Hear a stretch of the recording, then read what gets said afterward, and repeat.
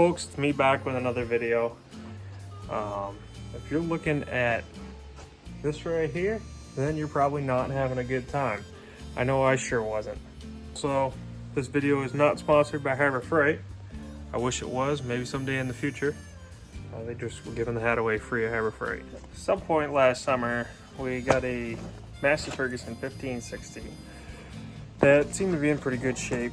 Older gentleman owned it, took great care of it, had a stack of receipts, and it was a little bit bigger than the John Deere 4105 that we had. So it seemed like it'd be better suited to lifting round bales, clearing out brush, doing work around the property.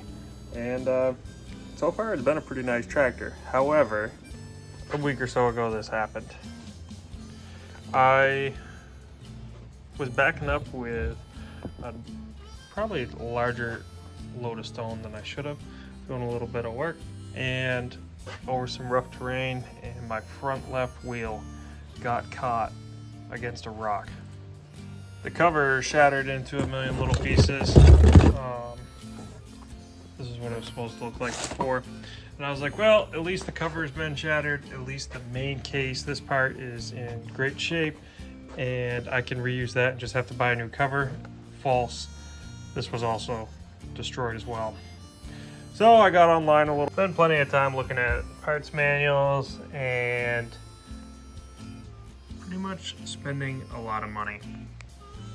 Anyways, it's all here now. So one little, call it a life hack I like to do, because I will completely miss everything and forget where it is if I don't keep perfect track of it. I printed off the manual page from AGCO. I printed off all of the corresponding part numbers and circled the ones I needed, and bought them G&T, I think it was G&T engine parts in Florida. It saved me quite a bit of money on snap rings and stuff like that. Probably shouldn't have bought a bearing from them, because we'll see how the quality of that is. Anyways, I write the corresponding numbers, so 23 goes to 23 on the parts list, which is the cylindrical round bore ball bearing, and that is right here on the shaft that goes up between the case and the upper portion of it.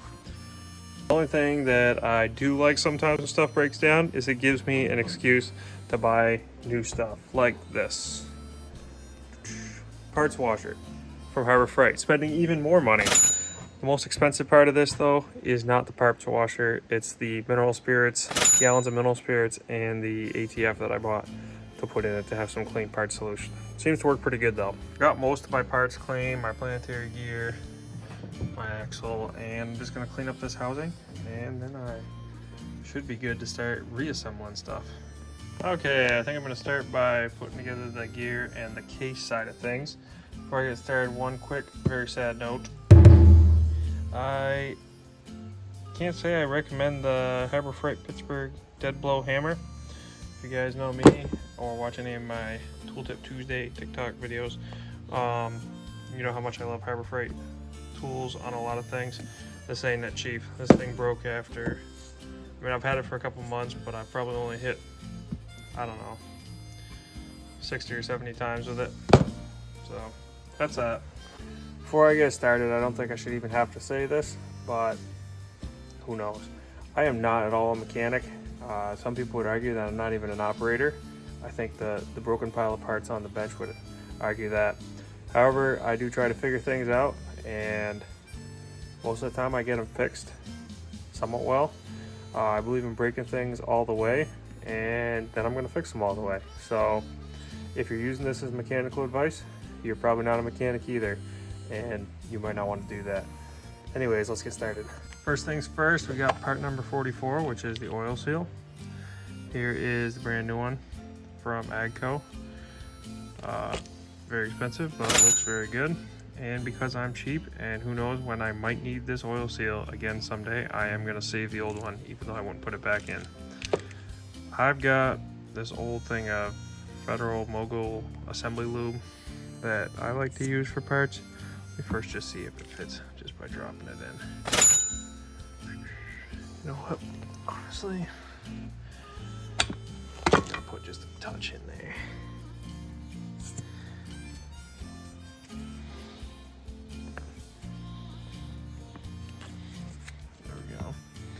stuff is also like wicked sticky too. Whatever.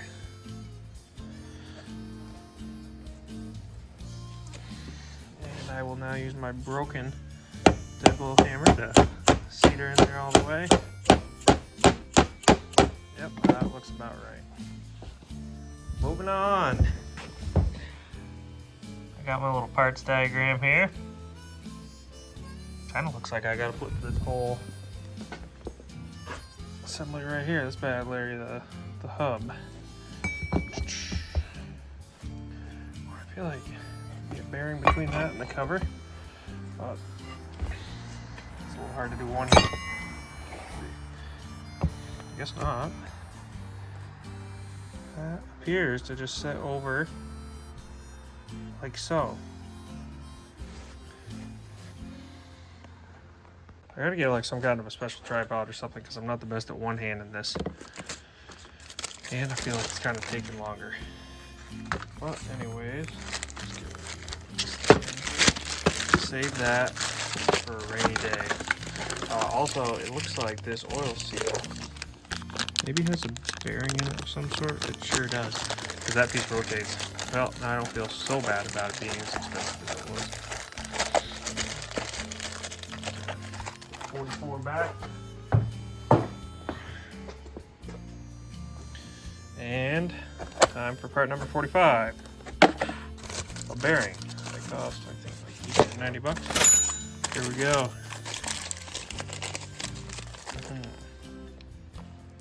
And it's genuine because it's got the sparkly sticker on it. According to our diagram. Oh yeah, just slides right on there. Also, the way I remember. Let me put a little lube on that first.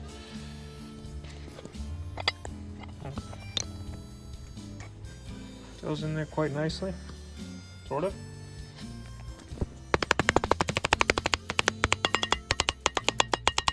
And that I would not have expected, but that makes sense. It sits right into that case, it looks like. Okay, I really don't think anybody wants to see how that went on there. It does press right into the case, so I feel like the ideal tool would be a shop press. However, I don't have a shop press.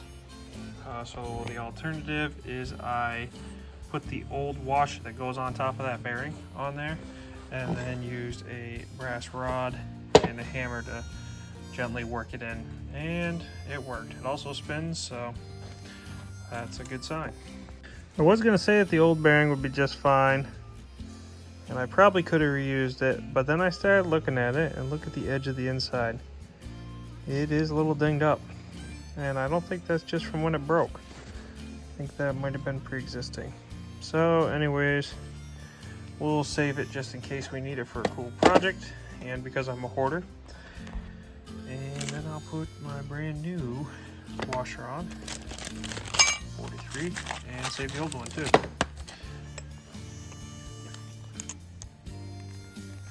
So that's the washer I bought from GT Parts.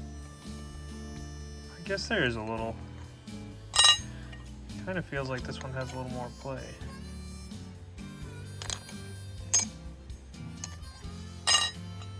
Let's see.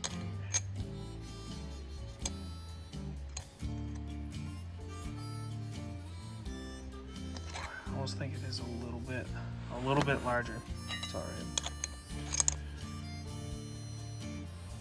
42 is this cool little split ring piece here, and that's how they get you, because you have to buy two of them. So if you don't read the parts manual very closely, you'll notice it says it requires 4, 2 for each side, and then you'll be very sad because you bought 1 for each side, or 1 for that side, and you don't have enough. So I figured I'd tighten these bad Larrys on there. Yep. Actually, I don't even know if you need a hammer.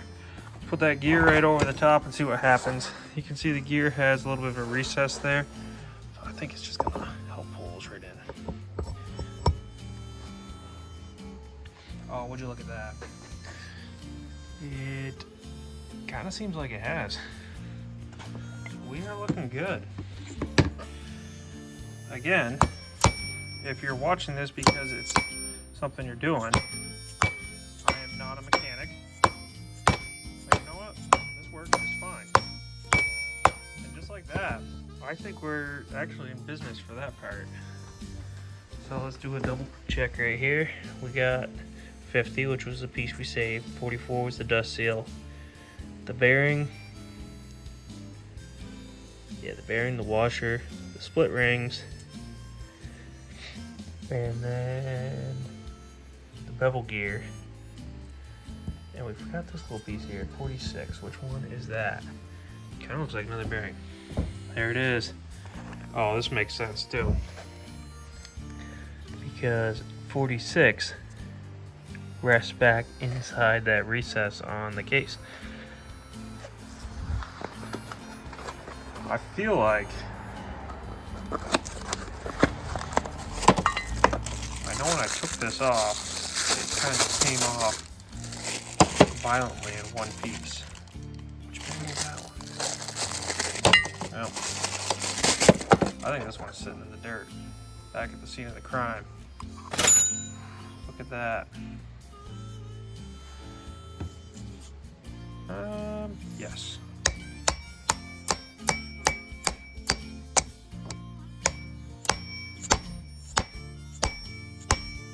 Again, I feel like a press would be ideal, but this is working.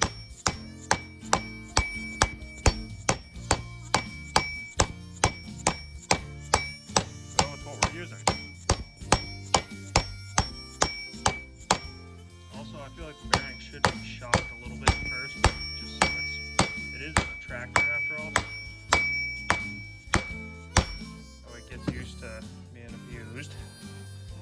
And still spins just fine, so I think we're in good shape. Honestly, we're looking pretty good. This thing spins. It spins, which it's supposed to. The only thing that I did not order, because it escaped my attention, was these cool little dowel pins that used to be in the cover, or alignment pins. So I don't really want to yank on them with vice grips. I think what I'm gonna do is turn them into this vise and break what's left of the case. So let's give it a shot.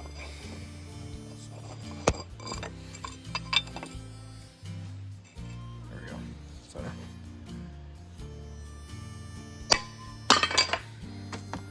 I can't do this one-handed. Sorry, guys. Well, I'm very unhappy to report I couldn't do it two-handed either.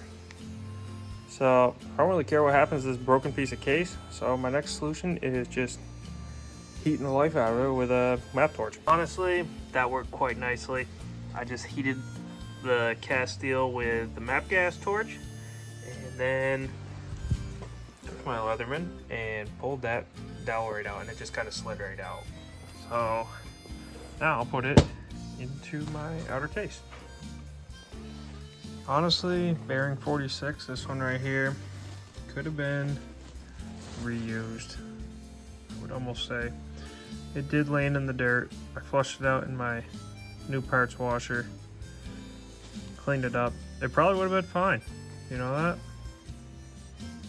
However, if I'd used it and then it had failed, I probably would have crashed out harder the second time than the first time.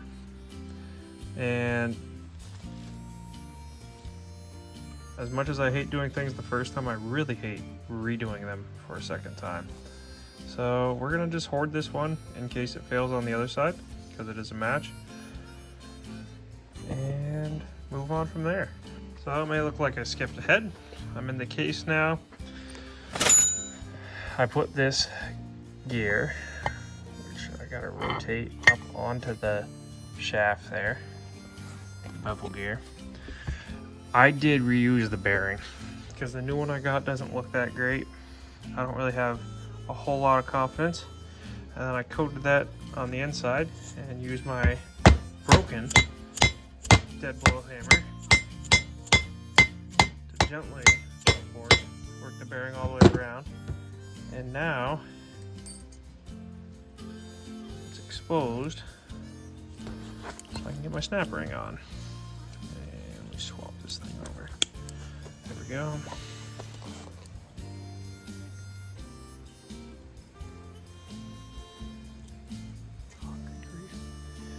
I don't really particularly love doing snap rings. They always try to get away from you and they end up on the other side of the shop.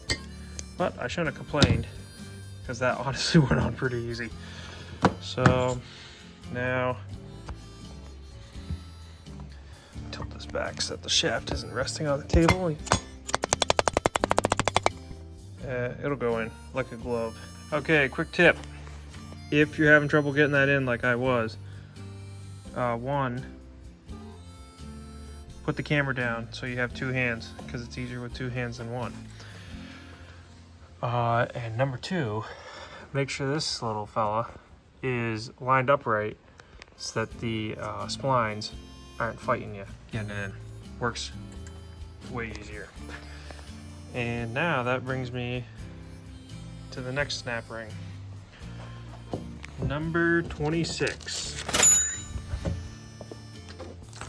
This big snap ring is just going to go right inside and make sure the bearing doesn't drop out.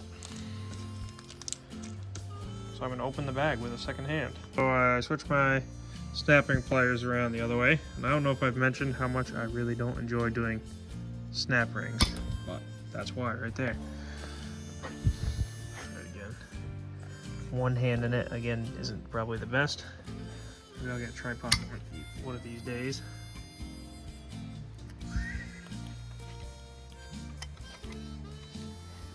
Okay, there we go, that'll work. So get it right in there. And look at that. That honestly wasn't as bad as I was making it sound. It was pretty easy. So the snap ring's in so that no matter how much that bearing moves, it's not going to go past that. The other snap ring's in so that the shaft won't move outside of the bearing. Okay, the last piece we got on the bottom side here is number 27, this little rubber dust cover. And if I'm being honest, this was one of the hardest things to figure out how to get off. I wasn't sure exactly what the construction was, and I just waited until I ordered the parts before I disassembled the old one. And it made my life quite a bit easier. So again, got plenty of assembly lube on here. Really, I'll just go in it pretty easily.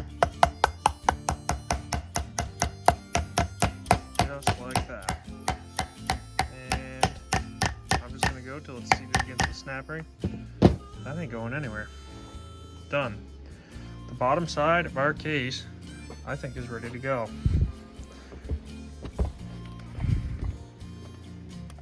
Oh yeah. And it spins. Now we just have to move to the top side. Okay, I messed up two things here with ordering parts and looking at my diagram. There's this little assembly called a thrust bearing. The old one looked pretty good. It's a little three-piece bearing. I do believe that this centerpiece, it can go either way, but I think the ends have to match up.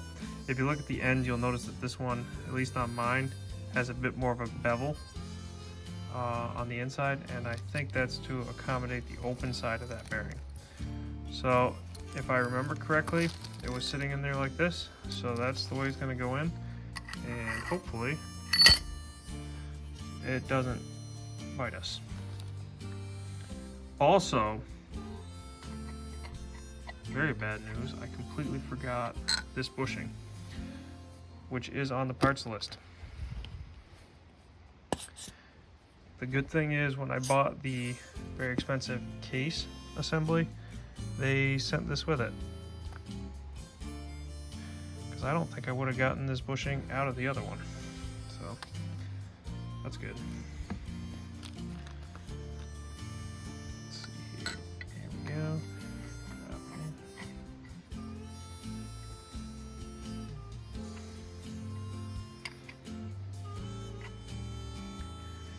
At this point, one might say, Nick, you really should be using a press for this and not what you're about to do.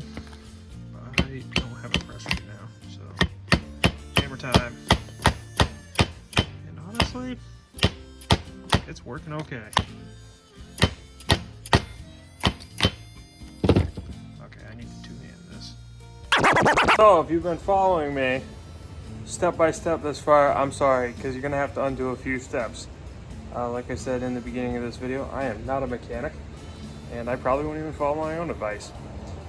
So hopefully you weren't following me step by step with this video. Anyways, I found a better way to press that bushing in, and here it is.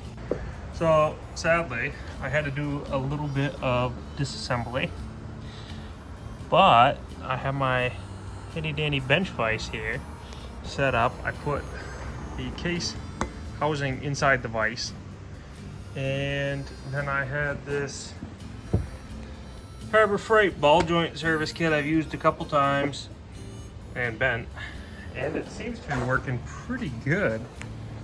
There's one piece in there that sits right inside that bushing, and it has been cranking it right in. So if you don't want to damage your dust seal a little bit, the brand new dust seal that you just bought, do this first. And let me tell you, that worked perfectly. So I might have damaged it. I should put a rag there on the top of that maybe, because that's marred a little bit. But this piece in the Maddox ball joint extractor set worked beautifully. Sits right down in there, right up on that shelf.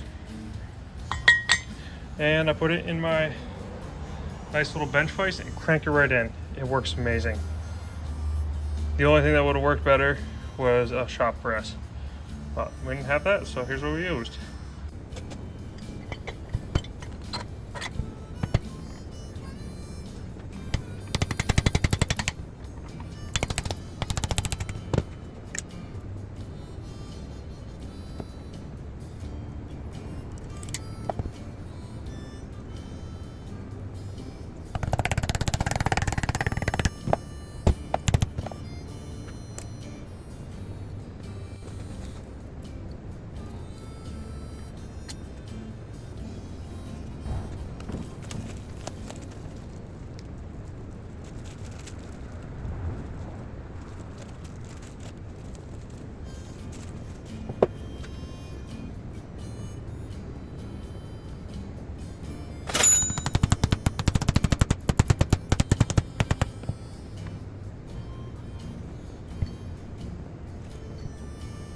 Okay, here we go. Moment of truth. So, everything on the back side of the case, or at least this part of it, is assembled, and everything on our outside of the case is assembled. We've got the dowel pins in. I've taken a little brake parts cleaner, sprayed both of the mating surfaces on here, and I'm going to put some black, ultra black Permatex gasket maker on. I couldn't find anything online specifying a gasket maker, but I also imagine that we're not going to put two metal parts touching each other that have fluid inside with no sort of gasket, and I'm really not sure what was on there before. Anyways, here we go. But if you've never known this before, you can use the cap on the gasket maker to punch a hole right in the foil seal. That little point, that's what that's for.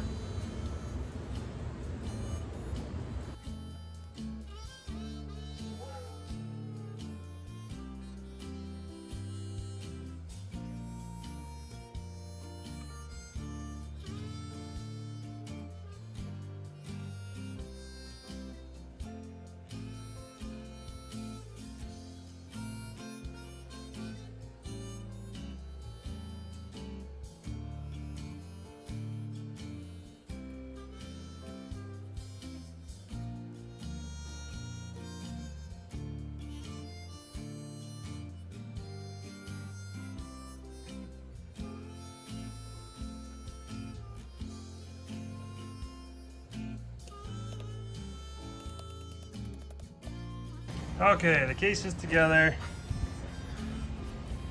with the alignment pins in. I don't know if I'm like wicked enthusiastic about this way this looks, but everything seems to be oriented properly.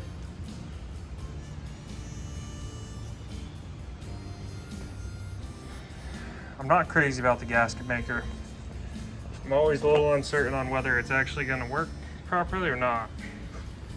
But next step is going to be torquing some bolts in. So I saved them all right here so I know exactly where they went. And let's get them done.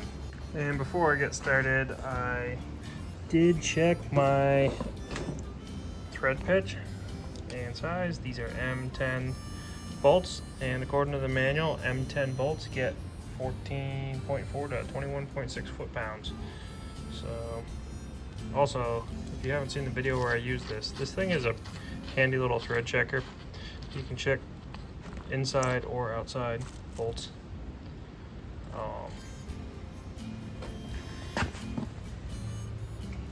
Let's see, there we go, just like that. So, if you want it, I'll put an Amazon link in the description. Okay, let's get started.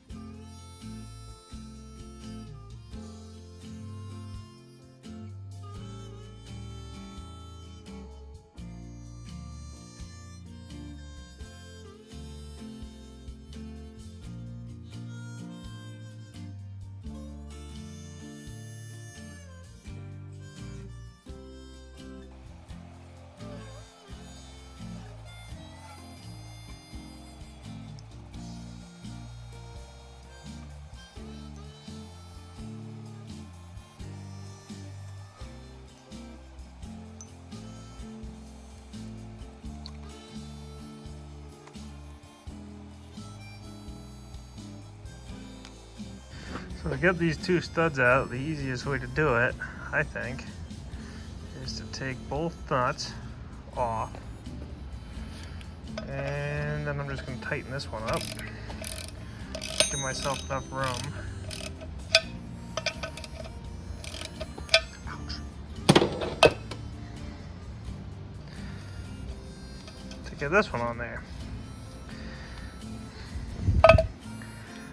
Tighten them up till they lock, and they're also both 14mm nuts.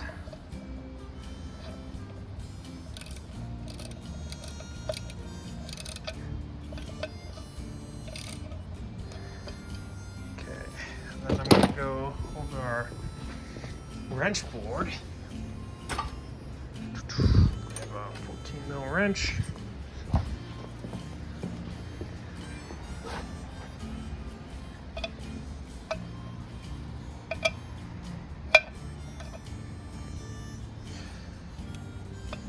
Really tighten it up.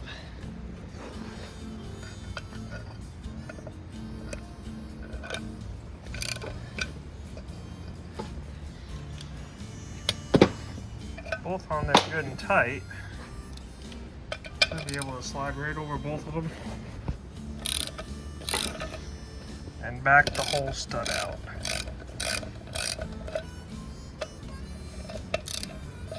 Which we did not do. So let me tighten it up a little bit more real quick. Very hard to do this one-handed and still do good camera work, but here we go.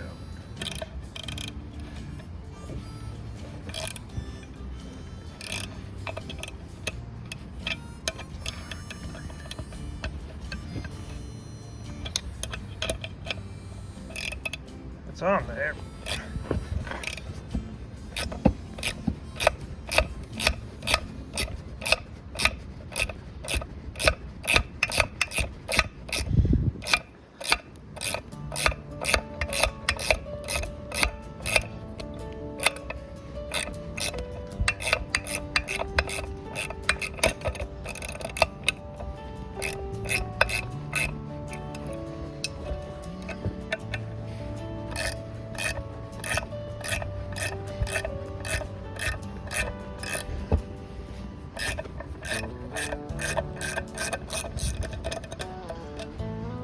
And that right there is how easy it is to get a stud off.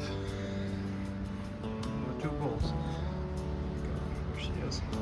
Yep. Let's put it in over here.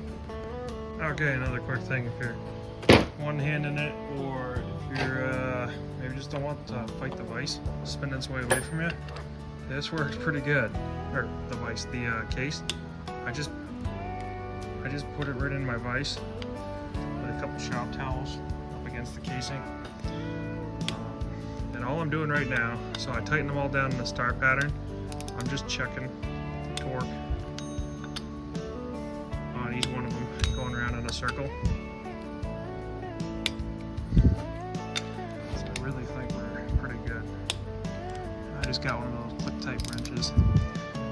I'm gonna be honest, the 21 foot-pounds it was seems a little bit light to me.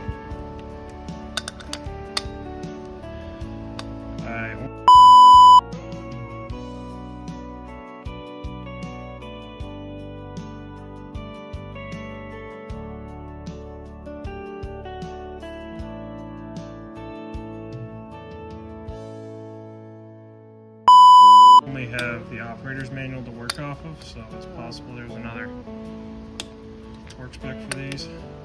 I also recognize that if this is on the tractor, I'm probably not going to check them because they're going to be down behind the wheel. So I gave them just a little tiny bit extra, just to be safe. And I'll check them one more time before I put them on. Loctite, I put Loctite on them because I saw red Loctite when I took it off. So there we go. Okay, it's time to put this bad boy right on there. So before I get started up, she's a little dirty. I'm gonna give her a proper cleaning in the parts washer and make sure I'm not getting any grease, or not grease, dirt and rocks and stuff like that inside my assembly, because there is nothing worse than having to do it twice. And sadly, I think I'm gonna pull that snap ring out too. So I know you guys want to see how this thing works, and this one's really hard to do. The scrub parts one-handed. I got a little bath of my mineral spirits ATF mix in there, and I just turned it on, and this thing's sweet. It's like a little undrinkable sink full of chemicals. I was pretty excited to have an excuse to buy it. And then I like using the brass brush to scrub everything off, so I'm going to do that for a few minutes and then start assembling again. Okay, here we go. I think I got her all ready. So this one should just drop right in here, and it literally just drops in. No hammering or nothing. This one will try to slide on by if you're not careful.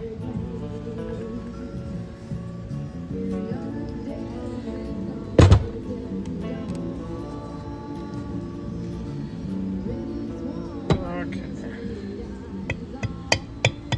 Gentle tap from the dead blow handle. Yeah, and I think we're golden. Now all I gotta do is put that snap ring in that I pulled out. See if this one's a two-hander or not.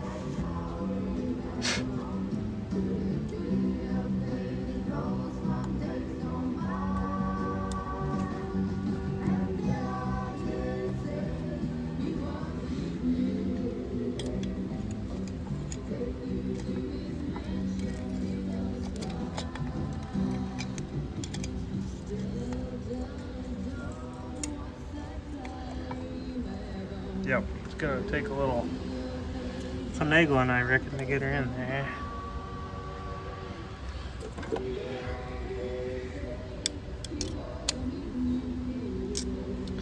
Okay. Okay, she's cleaned up and ready to install, so let's get it.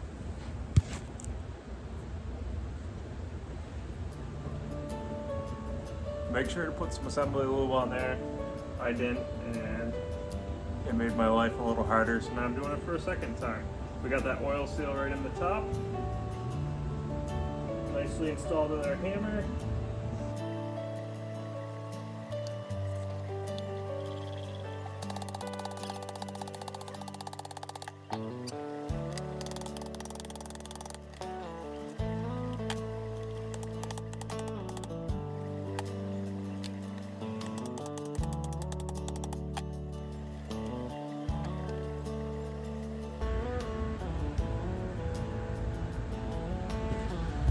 And time for our number 25 snap ring. go on right here. And unfortunately my Harbor Freight snap ring pliers have failed me as well.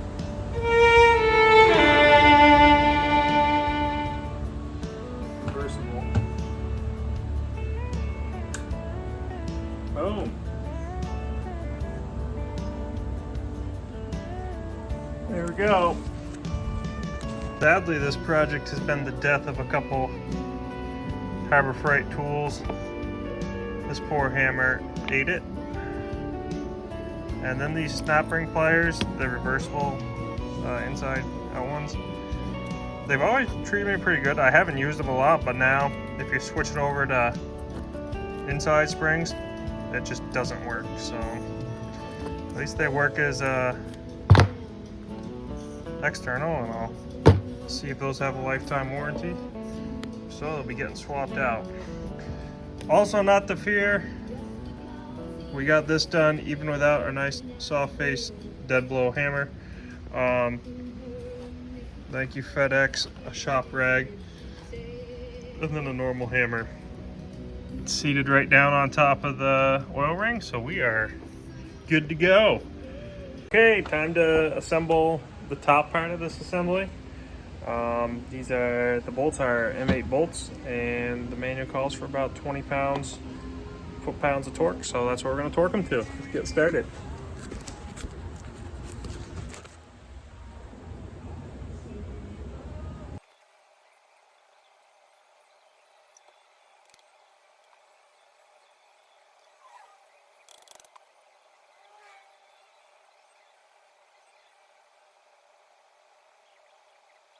And of course it's a 12 millimeter.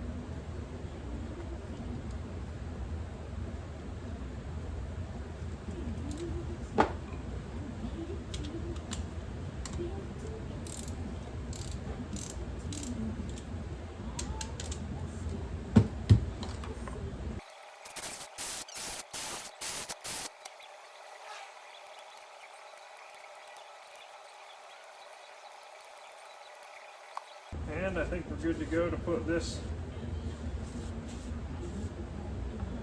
cap right on as well.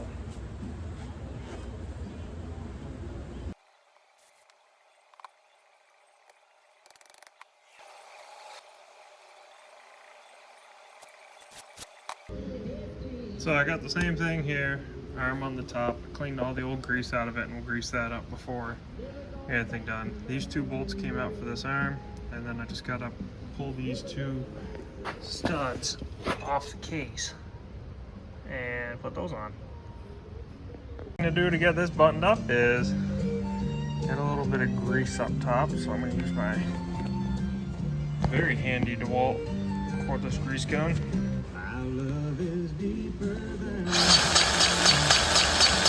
Put a little bit in there.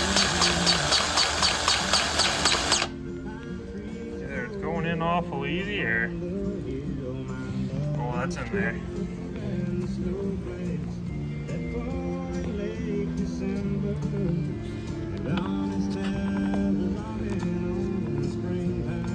Work it back and forth a little bit to make sure we get some in there. Give it one more little squeeze to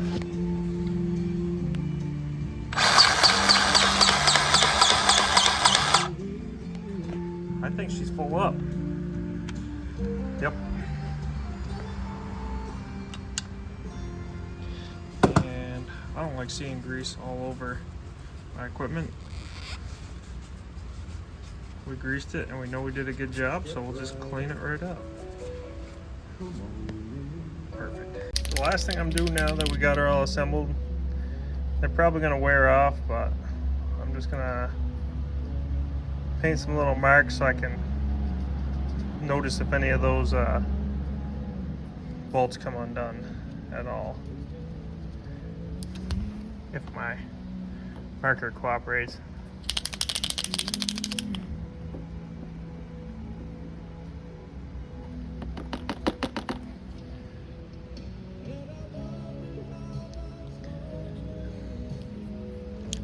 Okay, we're burning daylight out here, so I'm gonna clean this up real quick, throw some gasket maker on, and assemble, put the finished assembly on there.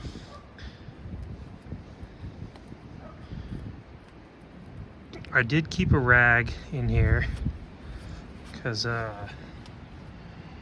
tractor kind of had to remain at the scene of the crime, but I kept a rag in there to keep any moisture and junk like that from getting into the front axle. And now,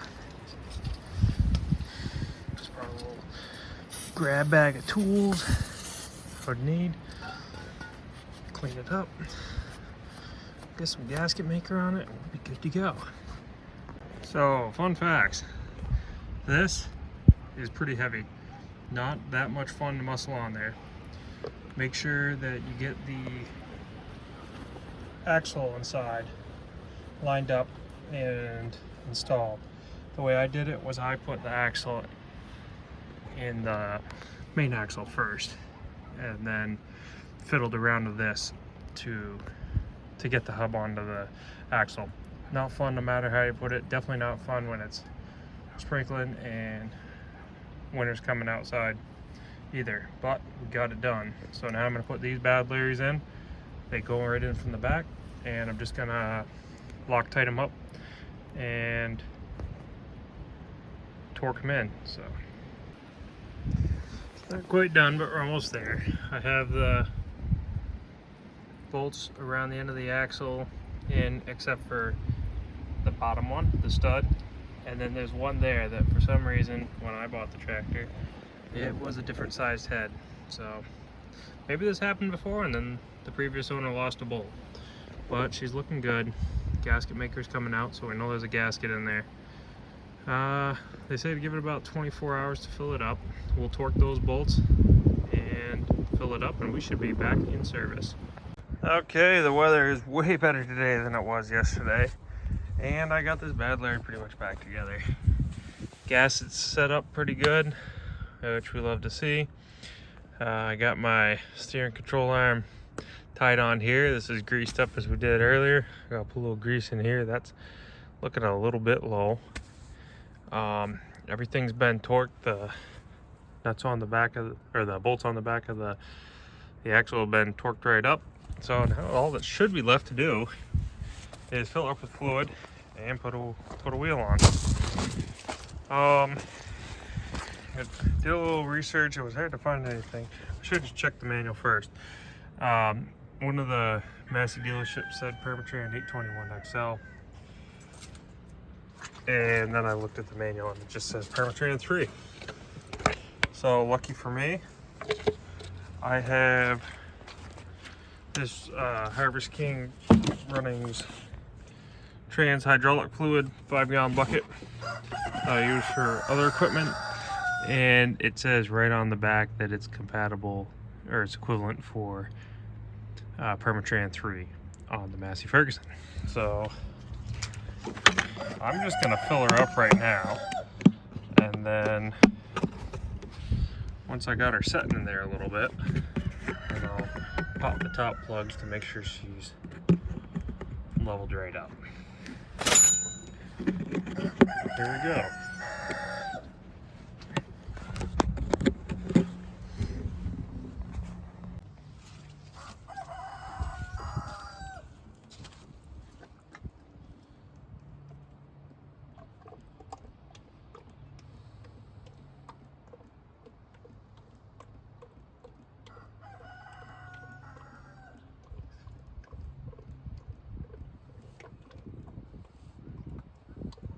I think it's about 2 gallons that are supposed to be in here.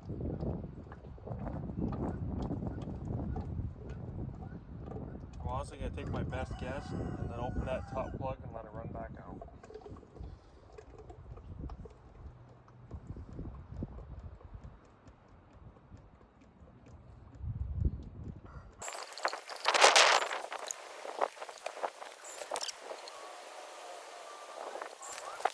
Okay, I've got the tractor parked on level ground, or at least as level as I'm going to find here.